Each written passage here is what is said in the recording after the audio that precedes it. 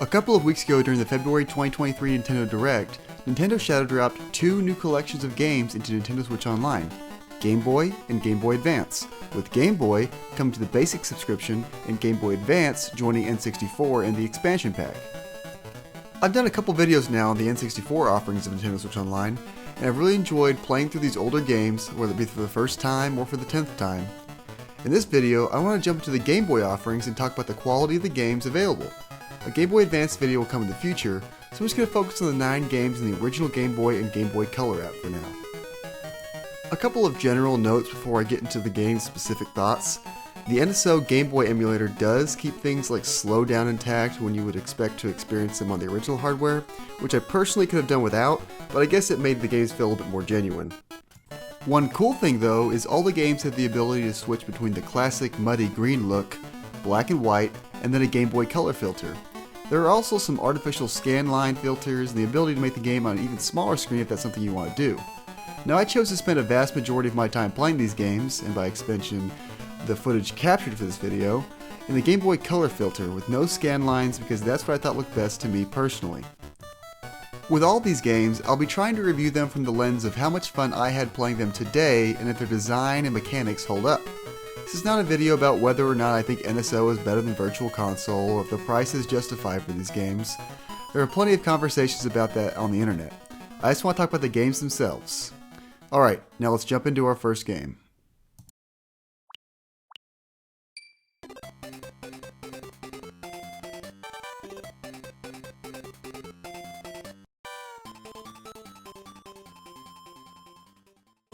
If you played a Kirby game before, you probably know what to expect from Kirby's Dream Land. This game was the first in the series and set the foundation for how several later games in the series would play and feel. The 2D platforming is solid, Kirby has a good feeling jump, can hover, swallow enemies, and can even copy abilities. Wait, what? There's no copy abilities in this game? What am I supposed to do? Just shoot the star in my mouth and everything? Where's my sword? My fire breath? Why can't I cannot turn into a tire? So yeah, in all seriousness, if you have not played Dreamland, you may be surprised to know that Kirby's main thing, the copy abilities, did not exist in this game. You can, however, still swallow enemies and either shoot them at others or just swallow them in front of their friends to strike the fear of God to those in your way.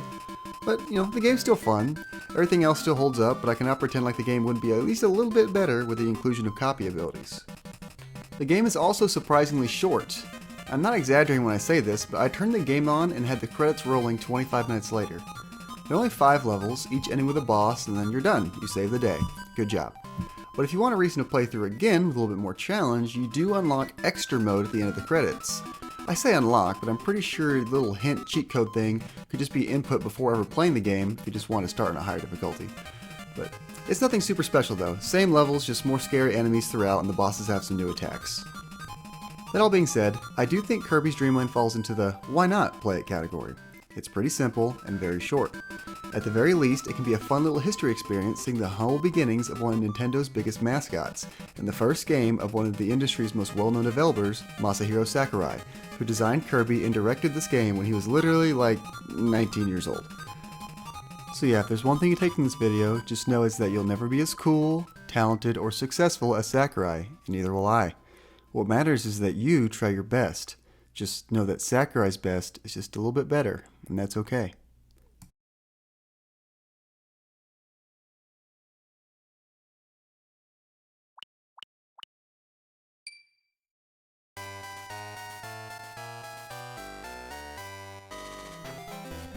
I've never been a big Game & Watch guy.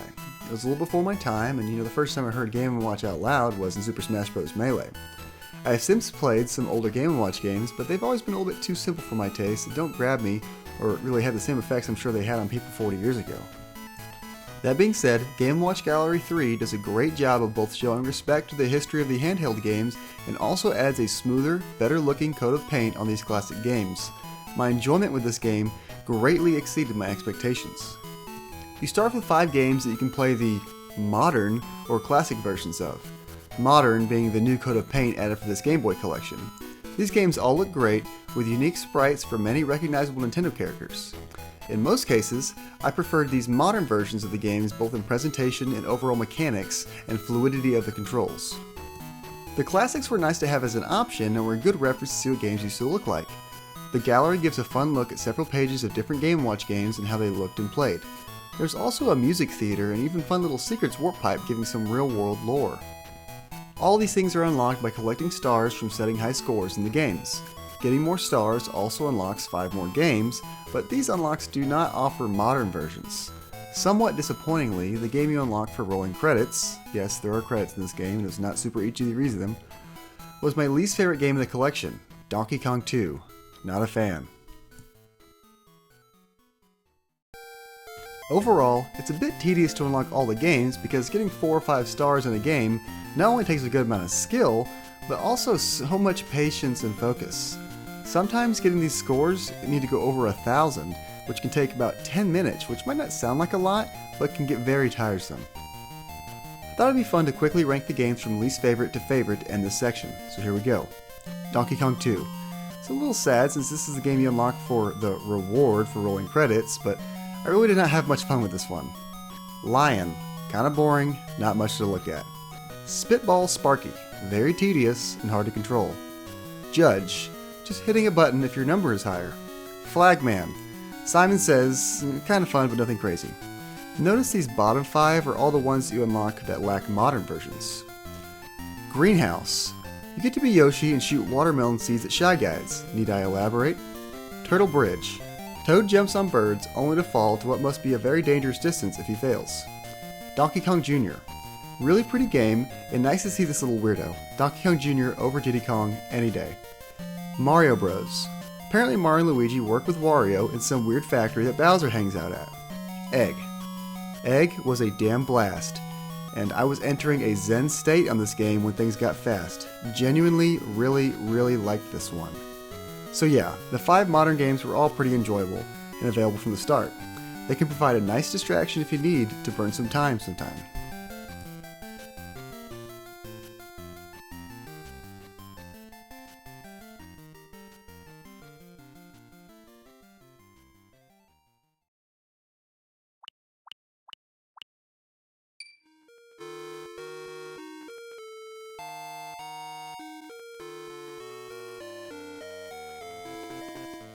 When I looked at the games available on the service, I was pretty familiar with most of the games shown. I've been playing Nintendo games for a majority of my life, so at least I know most of the first-party games in one way or another, even if I haven't played them.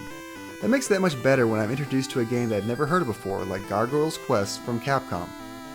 Gargoyle's Quest is a spin-off of the Ghost and Goblins series, and has you playing as Firebrand as you seek to stop the Eagle King Breaker from taking over the Ghoul Realm or something. The story's a little silly, but I thought it was actually pretty funny too, whether intentional or not. The dialogue really is just kinda there to explain what's going on and point you to where you need to go next. That being said, I could not really tell you the details of the story. You bad guy, go beat other bad guy, stop bad guy from getting in the way of you being bad guy, is kinda what I imagine was happening. But luckily for me, the gameplay more than made up for the silly story I had to read. The game is split up into several levels where you can jump, hover, and shoot projectiles at enemies. As you play the game, you'll get new attacks and improve both your health and hovering capabilities. There's a very satisfying wall jump where you can cling onto walls and build your hover meter back up. Most big levels end with a boss, which I thought was actually kind of surprisingly unique for both in design and gameplay. Funny enough, I think the earlier bosses were more fun, with the last couple bosses being very exploitable if you choose to fight them like a coward, like me. Between levels, you get to go explore a top-down overworld map where you can go from town to town, level to level, and talk to some NPCs and so on. I did enjoy this, even if it was a very basic task, because it gave me a breather between the tough but fun platforming. Now, I would have enjoyed it even more if it was not for the random encounters this game had for some reason. While walking the map, you can get brought into random encounters, which were very repetitive mini levels where you fight the same enemies in the same format over and over again. I could have done without these, or at the very least, made them a lot less common. Overall, I had a great time with Gargoyle's Quest. The game only gets better as you unlock new attacks and improve platforming abilities through its light RPG elements. I liked it so much, I may even go try its sequel on the SNES app, Demon's Crest.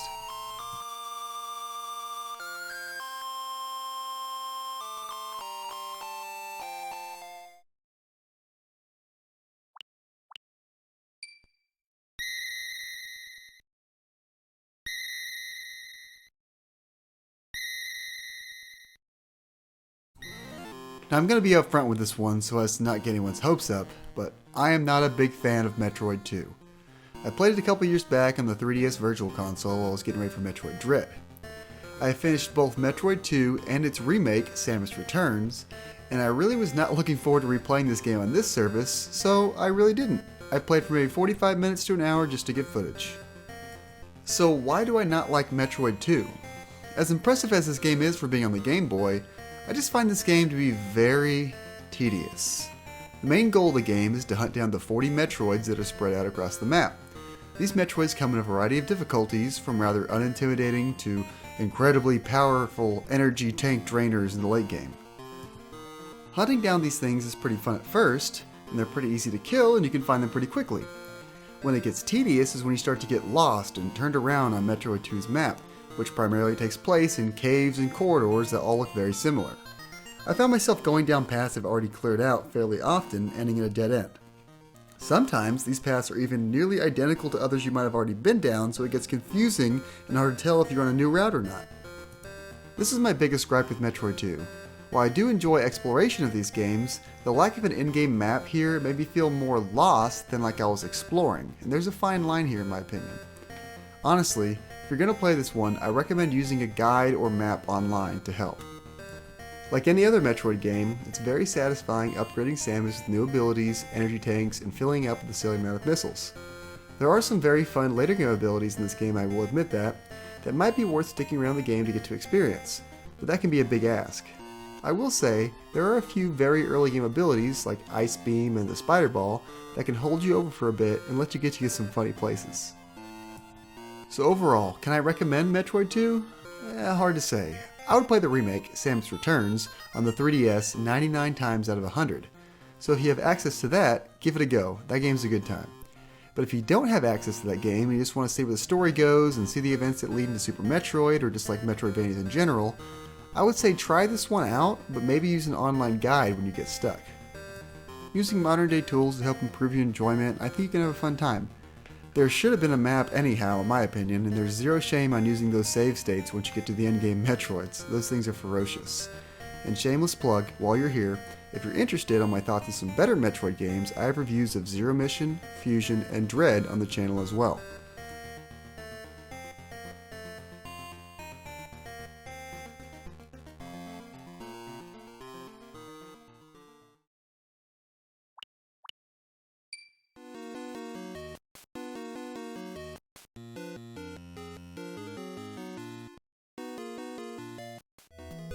What do I even say about Tetris? Feels weird to review a game that's such a pillar to the history of gaming. I feel like anyone watching this video knows what Tetris is and also knows how they feel about it. So I guess instead, I will just talk about my experience with Tetris. Tetris was not a game I played a whole lot of when I was young because I thought it looked boring. I knew what it was, and with preconceived opinions, I wrote it off for a good portion of my life as a game not for me. That was until Tetris 99 came to the Switch and I saw how addicting and satisfying Tetris can be. Tetris 99 made me realize I really like a whole other genre of games I never really felt like I needed to try. My favorite Tetris is probably Tetris Effect Connected. Tetris Effect Connected is a beautiful game that probably would never have existed if it were not for this Game Boy version of Tetris. And I will say, this Tetris, for better or worse, is very much the pure, true form of Tetris. It's very simple, you can't even save blocks in your back pocket like later versions of Tetris. If you're not careful, you're going to lose very fast. So yeah, in the off chance you've never tried Tetris, it's right here in its purest form and it holds up great. There are better versions of Tetris in my opinion, but I can't knock the classic. There's nothing quite like slamming a line piece down and getting a Tetris.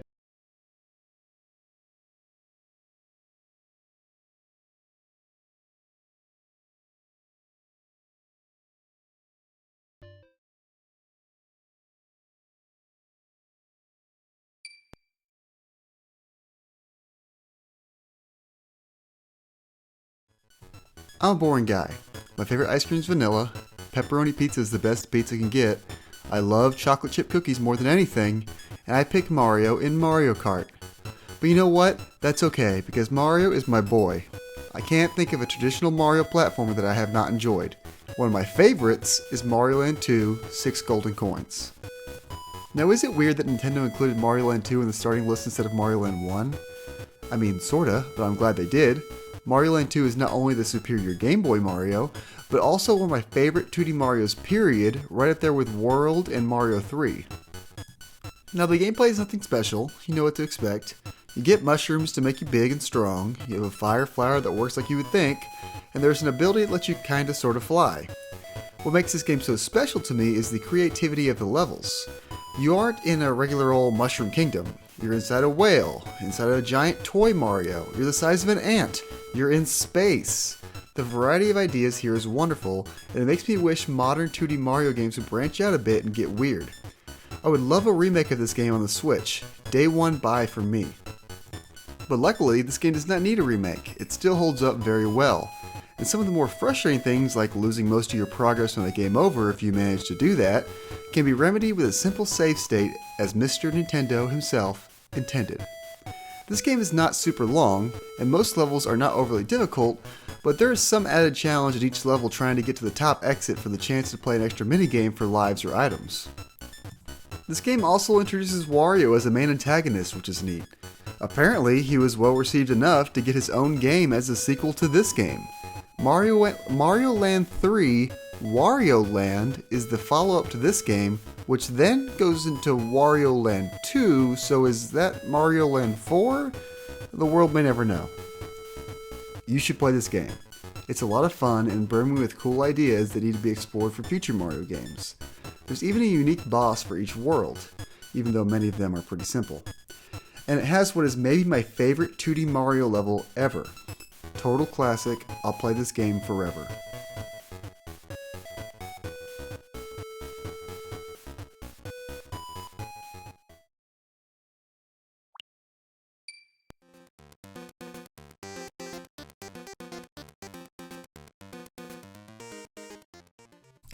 Speaking of Mario, let's switch that M over to a W for Wumbo, because here is Wario Land 3.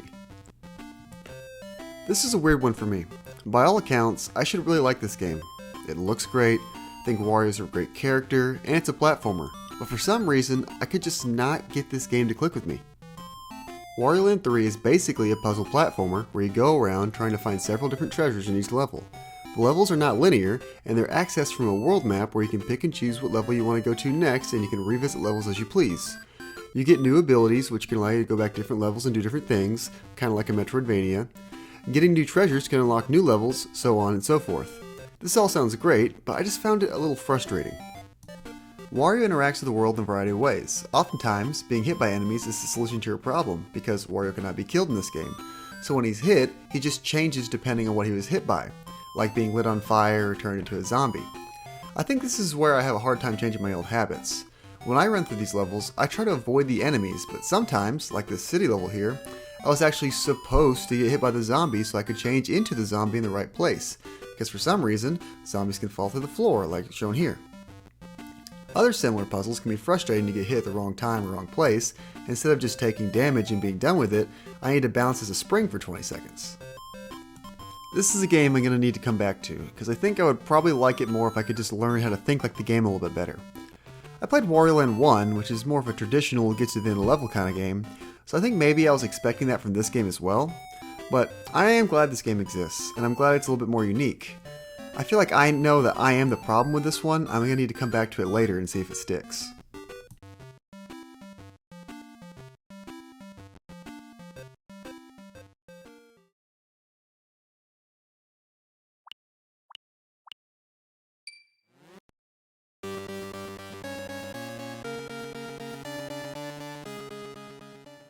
Alone in the Dark, The New Nightmare, is not a game I would expect to be in the first batch of games Nintendo would choose to release for the new system coming to Nintendo Switch Online.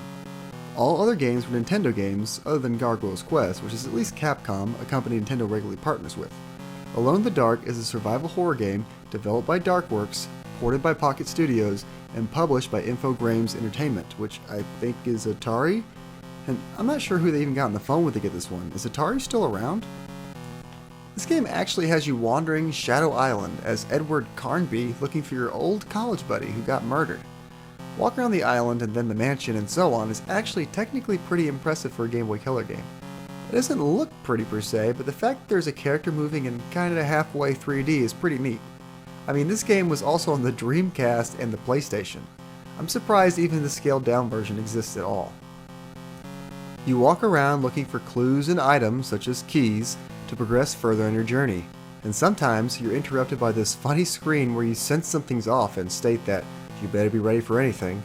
This transitions you into a shooting section where you just go off on random monsters coming after you. I laughed pretty hard the first few times this happened because I just unloaded on what looks to be a spider. To be fair, if I saw a spider that size and I was in Kirby's situation, I'm sure I would do something similar.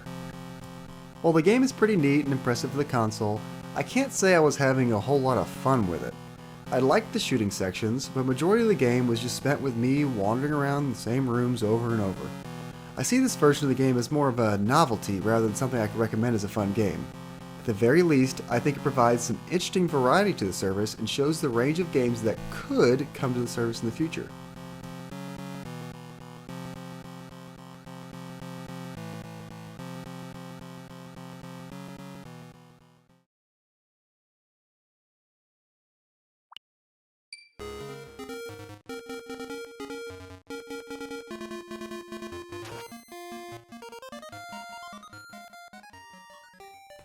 Link's Awakening is a well-beloved Zelda game that I missed out on for the first 20 some odd years of my gaming life.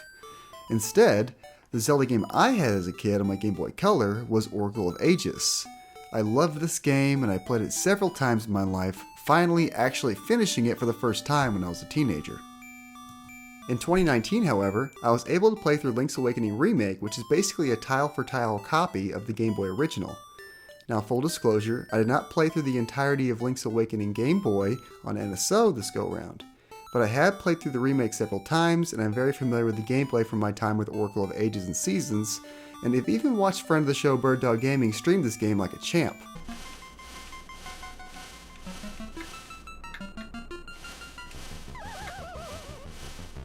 Yay! No!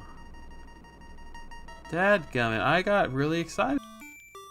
I played through the first 3 dungeons in NSO, something I've also done on a neat little Game & Watch that came out a couple years gap. Taking place after A Link to the Past, Link washes up on Koholint Island, a strange, some might say, dreamlike island that is inhabited not only by classic Zelda enemies like Moblins and Octoroks, but also other recognizable Nintendo characters such as Goombas, Chain Chomps, and several other really fun ones that I don't want to spoil. This was the first portable Zelda, and I think they did a damn good job getting the game this quality on the Game Boy. There are 8 dungeons where you get a nice magical instrument at the end to wake up the Windfish, the deity of the island. The map is understandably not as large as Link to the Past, but for a game you could bring on the go, it feels pretty substantial. As much as I enjoyed this game, the fun items like the Rock's Feather letting you jump around like a maniac swinging your sword and jumping over obstacles, or just the classic bombs and bow and arrows, it does suffer from the 2-button problem being on the Game Boy. Nowadays, Link has a dedicated sword button, but back in the old Game Boy days, you didn't have that luxury. It gets a little tedious in these Game Boy Zeldas having to pause, navigate your inventory, switch to an item for a puzzle, pause again, switch back to the sword or shield or whatever else you had equipped and carry on. This is fixed in the remake, which I think makes for a much better experience overall and doesn't ruin the pacing with constant pausing. Speaking of ruining the pacing, it's actually very funny that every time you pick up one of the stat buffing items in the game, it stops the game to explain to you what you just picked up. Every single time. Another thing the remake fixes. So all in all, I do think Link's Awakening holds up and offers a great sense of adventure, funny characters and enemies, with fun puzzle solving and rewarding design that makes you feel smart when you figure something out. But I gotta say, if you have access to a Switch remake, I would play that over the original any day. But that's just me.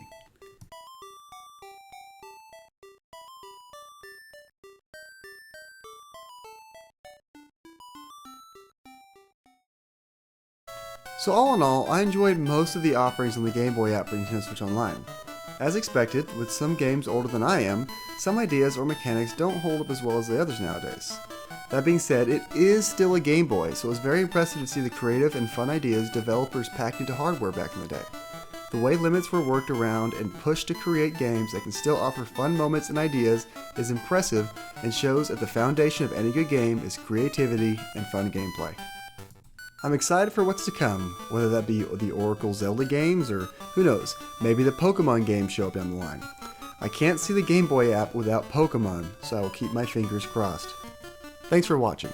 This video was a lot of fun to make, and I hope you enjoyed it as much as I enjoyed making it. Let me know in the comments what you thought of the video, my takes on the games, and what other games you want to see added to the service. If you made it all the way to the end, I really appreciate it. Consider liking the video or even subscribing if you want to see future videos, including the eventual review of the Game Boy Advance offerings. Thanks for watching, and see you next time.